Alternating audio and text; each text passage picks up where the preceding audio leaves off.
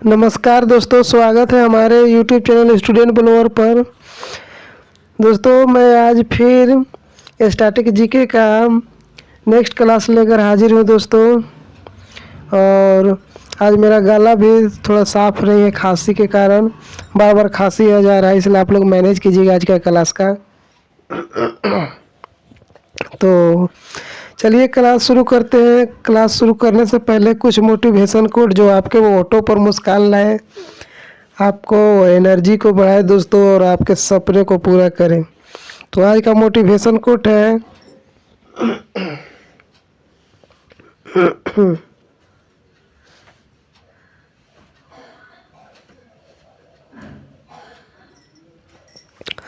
मुश्किल नहीं है कुछ दुनिया में, तू जरा हिम्मत तो कर। क्या दोस्तों, मुश्किल नहीं है कुछ दुनिया में, तू जरा हिम्मत तो कर। ख्वाब बदलेंगे हकीकत में, तू जरा कोशिश तो कर। यकीन मानिए दोस्तों, ये लाइन का अर्थ बहुत अच्छा निकल रहा है। आप हिम्मत कीजिए, हिम्मत करने वालों को कभी हार नहीं होती है। कितना भी मुश्किल आ जाए दुनिया में, लेकिन आप हिम्मत बनाए रखिए कि हम ज़रूर करेंगे। मेरे में वो जज्बा है, मैं ज़रूर पाएंगे जो आप पाना चाहते हैं। बस अपने गोल को फोकस कीजिए, आप ज़रूर पाइएगा।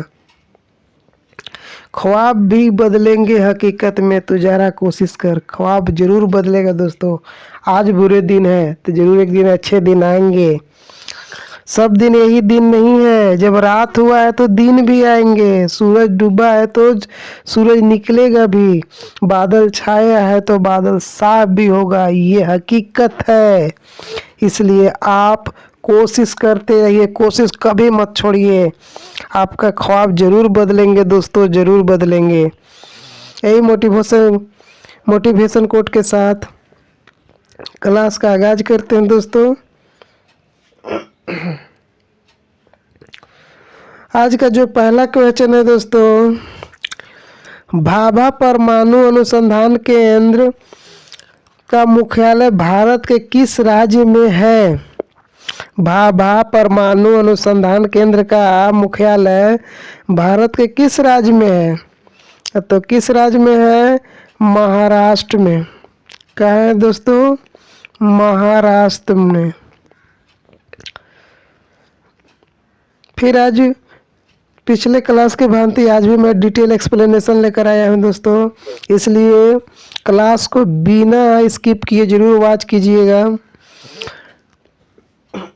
चाहते तो केवल हम ऑप्शनल ऑब्जेक्टिव क्वेश्चन ही लेकर आते, लेकिन नहीं, सोचे कि एक्सप्लेनेशन रहेगा तो ये तो भले ही क्वेश्चन आप 10-15 ही क्वेश्चन है, लेकिन इससे अगर आप सभी को अगर ऐड कर दीजिए एक्सप्लेनेशन के साथ तो 60-70 क्वेश्चन हो जाते हैं दोस्तों। तो आप लोग ज़रूर याद रखिएगा, मेरा मकसद ये नहीं है क्लास को लंबा करना। सोचते जितना ही छोटा हो जाए, ज़्यादा से ज़्यादा आपको कंटेंट मिल जाए। तो भाभा परमाणु अनुसंधान केंद्र भारत का प्रमुख परमाणु अनुसंधान केंद्र है दोस्तों। जो भाभा परमाणु अनुसंधान रिसर्च सेंटर है, ये इंडिया का प्रमुख एटम रिसर्च सेंटर है। इसका मुख्यालय जो है ट्राम्बे, मुंबई, महाराष्ट्र में है। कभी पूछेगा मुंबई के किस शहर में है, तो ट्राम्बे में है। किस जगह पे, किस प्लेस पे है, तो ट्राम्बे में है। इसका कभी इस्टेब्लिशमेंट भी पूछ लेता दोस्तों, किसका स्थापना कब हुआ था। तो इसका कब स्थापना हुआ था? 3 जनवरी 1954 को। कब हुआ था? 3 जनवरी 1954 को हुआ था। इसकी स्थापना होमी जहांगीर भाभा ने की थी। कौन की थी दोस्तों? होमी जहांगीर भाभा। इन्हीं के नाम पर इस संगठन का नाम क्या रखा गया? भाभा परमाणु अनुसंधान केंद्र। क्या रखा गया? भाभा परमाणु अनुसंधान केंद्र। नेक्स्ट क्वेश्चन है, भारतीय वन्य जीव संस्थान कहाँ स्थित है? भारतीय वन्य जीव संस्थान कहाँ स्थित है? तो कहाँ स्थित है दोस्तों? देहरादून में। कहाँ है? देहरादून में।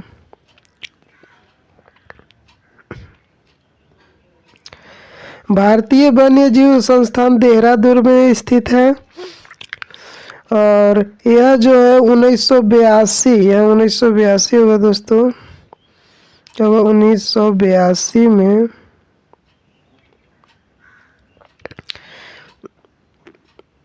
1982 में क्या हुआ, स्थापित हुआ है। कब हुआ, 1982 में स्थापना इसकी हुई है। जो ये वन्य जीव जो है, वन्य जीव संस्थान, ये किस मंत्रालय के अंतर्गत आता है? तो ये पूछ लेगा कि वन्य जीव संस्थान किस मंत्रालय के अंतर्गत आता है, कौन सेंट्रल गवर्नमेंट का कौन सा मिनिस्ट्री इसका देख रेख करता है? तो यह संस्थान पर्यावरण वन जलवायु परिवर्तन मंत्रालय द्वारा देखा जाता है। आज खांसी आ रहा है दोस्तों, इसलिए गला बार बार फंस जा रहा है। सॉरी, जो आप लोग का थोड़ा इनकन्वीनियंस फील होगा उसके लिए सॉरी दोस्तों। नेक्स्ट क्वेश्चन है, राष्ट्रीय पवन ऊर्जा संस्थान निम्न में से किस स्थान पर स्थित है? राष्ट्रीय पवन ऊर्जा संस्थान निम्न में से किस स्थान पर स्थित है? तो पवन ऊर्जा कहाँ स्थापित किया जाता है? जहाँ वैसा कोस्टल एरिया जहाँ पर खूब पवन का रफ्तार तेज से चलती हो वहीं चलेगा। तो हमारे इंडिया में कहाँ चलती है? तो चेन्नई में। कहाँ? चेन्नई में स्थापित है।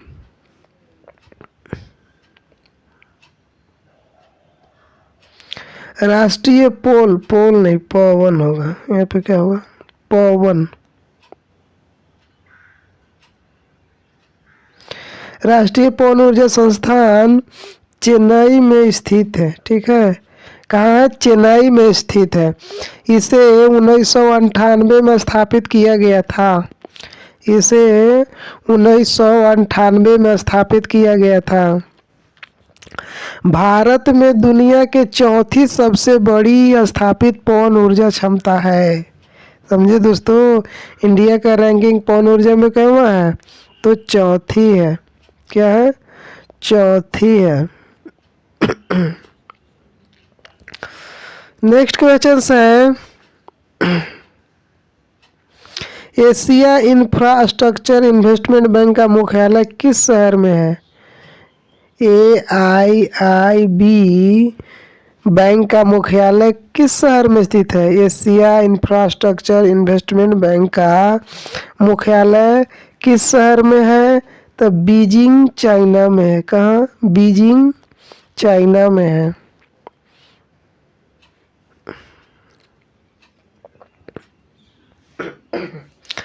एशियाई इंफ्रास्ट्रक्चर इन्वेस्टमेंट बैंक का मुख्यालय बीजिंग में स्थित है और इसकी जो स्थापना हुआ था 2016 में हुआ था। कब हुआ था? जनवरी 2016 में। पूछेगा कि इसका स्थापना कब हुआ था AIIB का, तो कहाँ हुआ, कब हुआ था? 2016 में हुआ था। नेक्स्ट क्वेश्चन है, भारतीय अंतरिक्ष अनुसंधान संगठन का गठन कब किया गया था? भारतीय अंतरिक्ष अनुसंधान संगठन का गठन कब किया गया था? भारतीय अंतरिक्ष अनुसंधान संगठन मीन इसरो।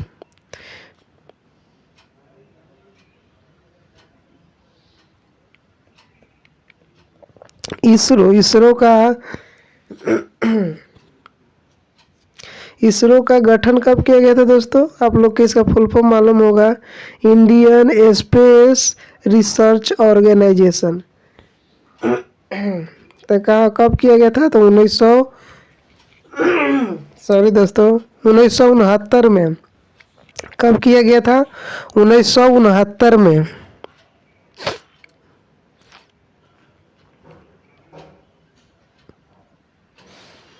इसरो का जो स्थापना हुआ था दोस्तों 15 अगस्त 1969 को हुआ था और ये भारत का आन बान शान है दोस्तों। इसरो जो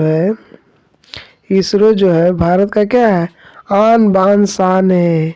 अभी हाल ही में हम आपको करंट अफेयर्स में बताए थे कि चंद्रयान 3 भी लॉन्च होने वाला है दोस्तों। चंद्रयान 2 भी लॉन्च हुआ था, जो कि सक्सेसफुल नहीं हुआ था, लेकिन उससे बहुत कुछ सीख मिली थी। अभी चंद्रयान 3 भी लॉन्च होने वाला है दोस्तों। ये भारत का सबसे आन बान शान वाला संगठन है दोस्तों। इसरो का पहचान अब दुनिया में दुनिया के देश लोग अब इसरो से अपना अपना रॉकेट, मिसाइल में सैटेलाइट वगैरह लॉन्च कराते रहते हैं दोस्तों। इसका मुख्यालय जो है, इसरो का जो मुख्यालय है, हेडक्वार्टर कहाँ है?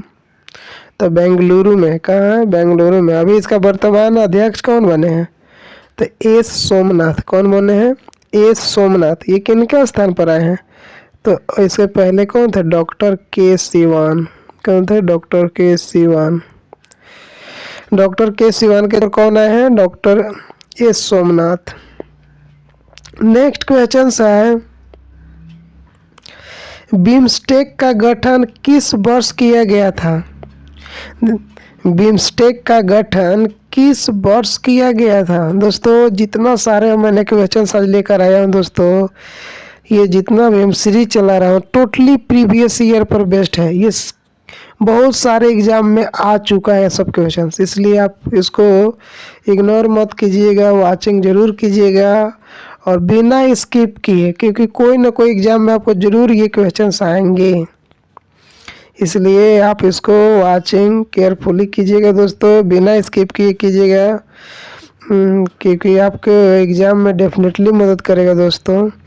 तो एनीवे, बिम्स्टेक का गठन किस वर्ष किया गया था? तो 1997 में। कब किया गया था दोस्तों? 1997 में। बिम्स्टेक का स्थापना 1997 में किया गया था। कभी कभी इसका फुल फॉर्म पूछता है कि बिम्स्टेक का फुल फॉर्म क्या है? तो बिम्स्टेक का फुल फॉर्म होता है Bay of Bengal initiative for multi sectoral technical and economic cooperation. क्या है दोस्तों? Bay of Bengal initiative for multi sectoral technical and economic cooperation. याद रखिएगा दोस्तों, इसमें जो है बिम्स्टेक में 7 देश शामिल हैं। कितने देश हैं? 7 देश शामिल हैं।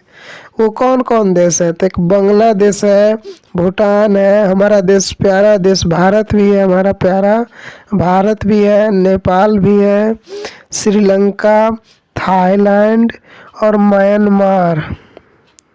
क्या है? म्यांमार है, म्यांमार ऐसे होगा दोस्तों, म्यांमार है। और ये जो बिम्स्टेक है 14 सिद्धांतों पर काम करता है। कितना सिद्धांतों पे? तो 14 सिद्धांतों पे काम करता है। नेक्स्ट क्वेश्चन है, देशभक्ति गीत सारे जहां से अच्छा जो है, सारे जहां से अच्छा किसके द्वारा रचित है? देशभक्ति गीत सारे जहां से अच्छा किसके द्वारा रचित है दोस्तों? ये वाला सारे जहां से अच्छा किसके द्वारा रचित है? तो मोहम्मद इकबाल के द्वारा। किसके द्वारा? मोहम्मद इकबाल के द्वारा।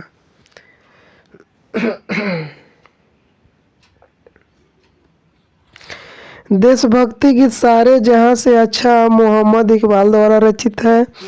इसे औपचारिक रूप से तराना ए हिंद, क्या बोलते हैं? तराना ए हिंद के रूप में भी जाना जाता है। इसे तो कभी कभी बहुत बार पूछ चुका है, तराना ए हिंद किसको जाना जाता है? तराना हिंद किसको कहते हैं? तो तराना हिंद सारे जहां से अच्छा गीत को बोला जाता है। वह जो ये मोहम्मद इकबाल जी हैं, क्या हैं?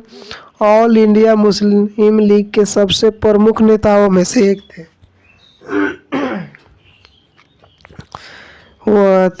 मोहम्मद इकबाल साहब कौन थे? ऑल इंडिया मुस्लिम लीग के सबसे प्रमुख नेताओं में से एक थे। तो पूछेगा कि ये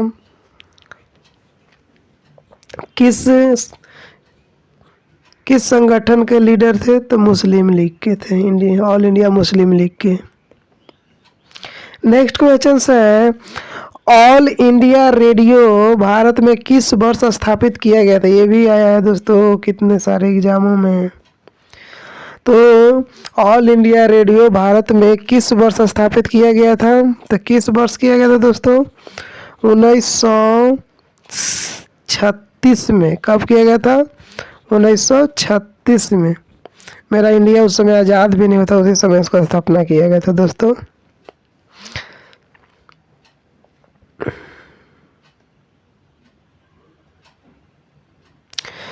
तो अप्रैल 1930 में भारतीय प्रसारण सेवा में प्रायोगिक आधार पर अपने संचालन की शुरुआत की। तो ये पहले ये अपना टेक्निकल आधार पर कब किया गया था? अप्रैल 1930 में कर दिया था भारतीय प्रसारण सेवा।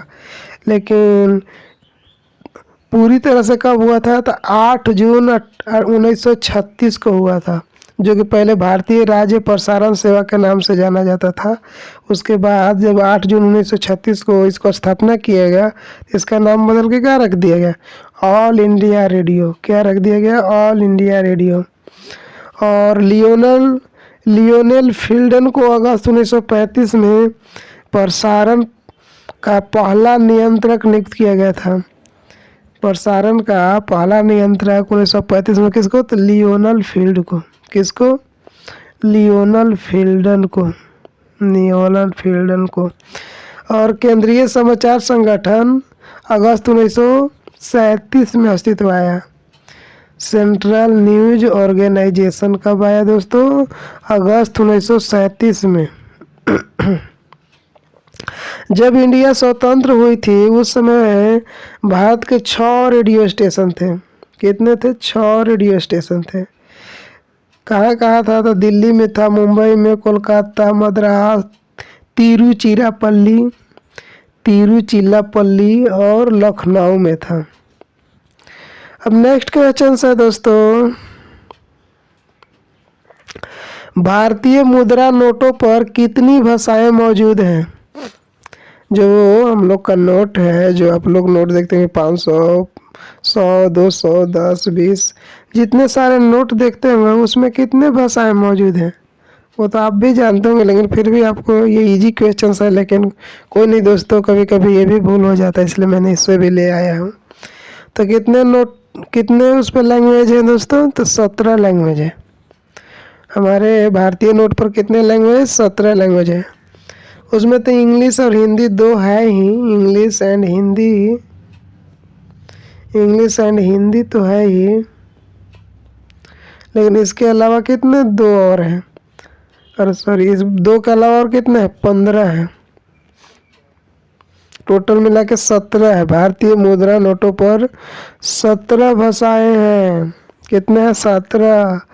जो नोट के केंद्र में हिंदी और अंग्रेजी प्रमुखता से प्रदर्शित है। आप देखिएगा उसका नोट के सेंट्रल में देखिएगा, नोट अगर मान लीजिए यहाँ है, इसके बीच में देखिएगा आपको हिंदी और इंग्लिश दिख जाएगा। और उसके अलावा जो रहेगा उसके पीछे देखिएगा, नोट के पीछे 15 भाषाएं मौजूद रहती हैं। 15 भाषाएं नोट के पीछे मौजूद होती हैं। उनमें से कौन कौन है याद रखिए। कभी कभी अगर आप भूल भी गए होंगे तो एक बार वो रिकॉल कर लीजिए। असमिया है, बंगाली, गुजराती, कन्नड़, कश्मीरी, कोंकणी, मलयालम, मराठी, नेपाली, उड़िया, पंजाबी, संस्कृत, तमिल तेलुगु एक ही में हो गया, तमिल, तेलुगु और उर्दू। इतने सारे दोस्तों। कभी कभी एग्जाम में 3 इसमें से देकर चौथा ऑप्शन में डाल देगा कि इनमें से सभी, तो आप लोग को टिक करना होगा, या कोई अदर डाल देगा, बोल देगा कि चाहे आप लोग रीजनिंग तो पढ़ते ही होंगे, रीजनिंग में एनालॉजी पढ़ते होंगे।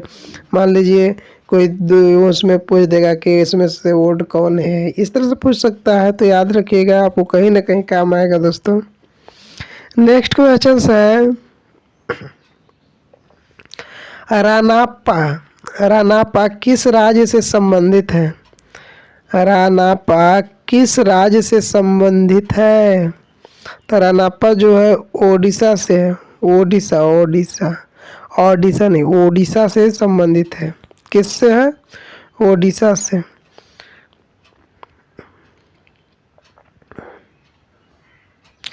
रनापा नृत्य जो है वो ओडिशा से संबंधित है। ये ओडिशा का हम्म, प्रमुख नृत्य है रनापा।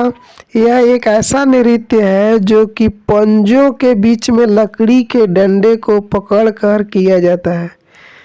देखिए दोस्तों, ये एक ऐसा नृत्य है, तो पंजा, आपका जो पैर है, पैर के बीच, पैर के पंजा में लकड़ी को, डंडे को पकड़कर किया जाता है।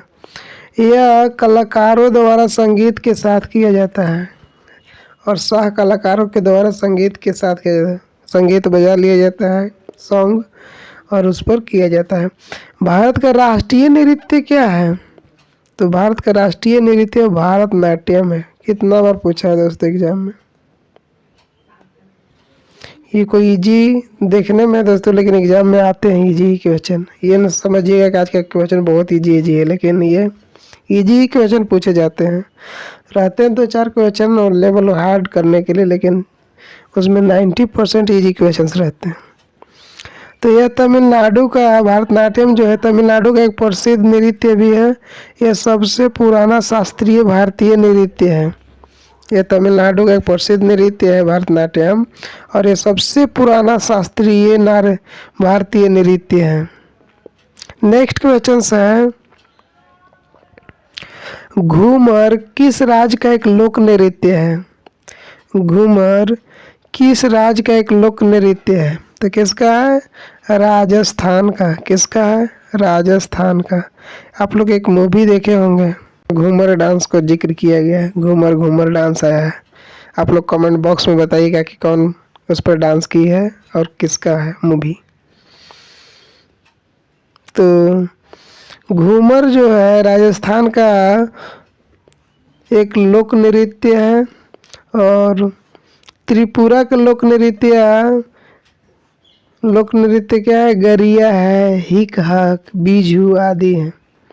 देखिए दोस्तों, उसके साथ साथ आपको देखिए एक ही क्वेश्चन में कितने सारे ले आए, 4 क्वेश्चंस ले आए। तो ये ना समझिए कि क्वेश्चंस का लेवल इजी है और क्वेश्चंस कम है, बहुत ज़्यादा है दोस्तों। भले ही कम इसमें हम क्वेश्चन दिए हैं, लेकिन नंबरिंग क्वेश्चंस का कम है, लेकिन इसका अगर सभी ऑप्शन का एक्सप्लेनेशन को जोड़िएगा तो बहुत सारा आंसर है, बहुत सारा क्वेश्चंस हो जाएंगे दोस्तों। बहुत ज़्यादा कंटेंट है दोस्तों।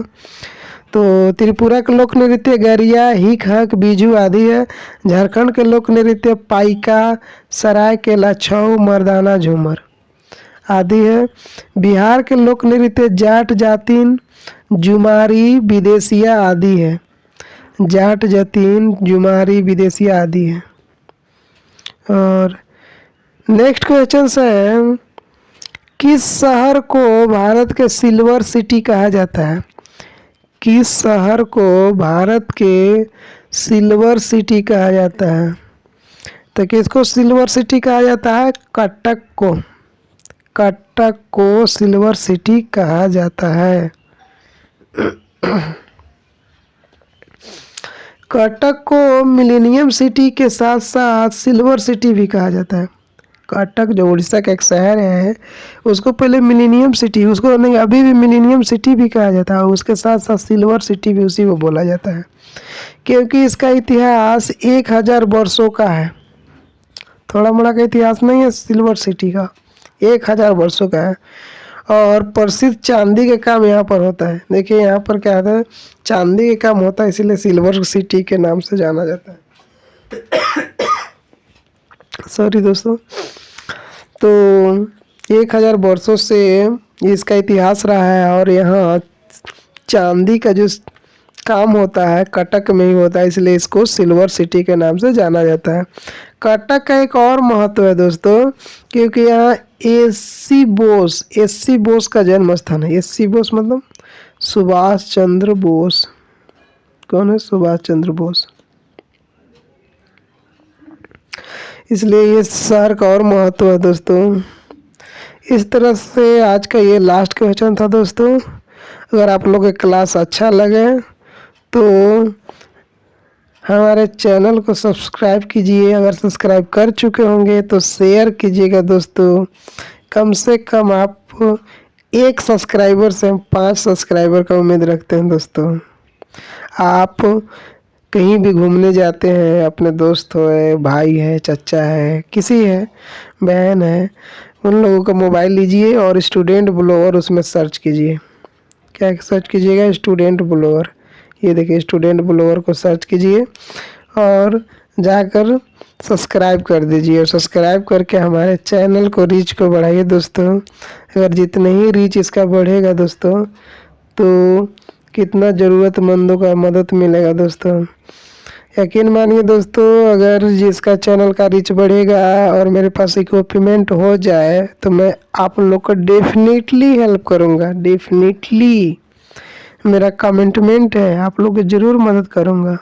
इसलिए और बताइए, आप लोग कमेंट नहीं कर रहे हैं, कमेंट में करके बताइएगा कि अब कौन सा टॉपिक से रिलेटेड वीडियो लाए। वैसे तो हम अपना सोच सोच के ला ही रहा हूँ, इसलिए आप लोग को जो अभी तो मैथ रीजनिंग ज़्यादा नहीं बता पा रहा हूँ क्योंकि उसके लिए हमें कुछ व्यवस्था की ज़रूरत है। वो उपकरण नहीं है मेरे पास सब कुछ, इसलिए लिखने में ज़्यादा प्रॉब्लम होती है, इससे नहीं हो पा रहा है। इसलिए दोस्तों आप लोग को जैसा क्लास लगे वैसा हमें कमेंट में ज़रूर बताइएगा। थैंक यू दोस्तों।